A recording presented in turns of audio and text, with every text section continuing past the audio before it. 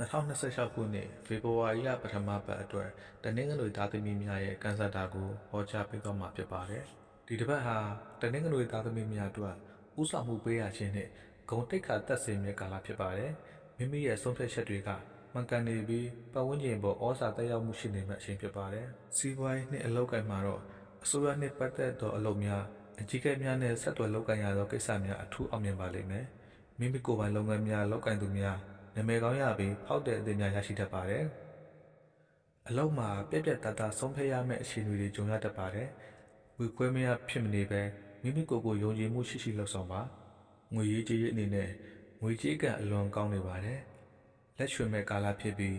ငွေဝင်စည်းကြောင်းဖြောင်းပြနေပါလိမ့်မယ်။ရွှေဝင်ခြင်းရတနာပစ္စည်းဝင်ခြင်းမျိုးတွေကြုံရတတ်ပါတယ်။လူမှုရေးအနေနဲ့အများကလေးစားခြင်းကိုခံရတတ်ပါတယ်။ပရိုက်တာကိစ္စတွေမှာဥဆောင်ရတတ်ပါတယ်။အခြေရေးအနေနဲ့အခြေရေးမှာတဦးနဲ့တဦးအပြန်အလှန်လေးစားမှုရှိပြီးအဆင်ပြေနေပါလိမ့်မယ်။ရှိသူများမိဘချင်းစကားပြောဆိုဖို့အခွင့်အရေးကြုံပါလိမ့်မယ်။အိမ်တော်တွေများအတွက်ကတော့အိမ်တော်ဘက်ထံမှလက်ဆောင်မျိုးရရှိတတ်ပါတယ်။ကျန်းမာရေးအနေနဲ့မျက်စိအနှဲငယ်ပူခြင်းသို့မဟုတ်အပူဝေဒနာခံစားရတတ်ပါတယ်။ရေများများတောက်ပေးပါ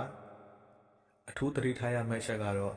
မာနအနှဲငယ်ထွက်တတ်တဲ့ကာလဖြစ်လို့လက်အောက်ငယ်သားကိုဆက်ဆံတဲ့အခါမှာစိတ်ရှည်ပေးဖို့လိုပါလိမ့်မယ်။အကျိုးပေးကဏ္ဍကတော့1 6 4ဖြစ်ပါတယ်။ရရီယာအနေနဲ့တနင်္ဂနွေနေ့မနက်မှာဖျား၌အုံညွန့်6ညွန့်သို့မဟုတ်အုံတို့စွန်းကလူပါမိမိထက်အသက်ကြီးသောအမျိုးသားတဦးကိုအဝတ်ထည်သို့မဟုတ်အာဟာရလှူဒါန်းပါ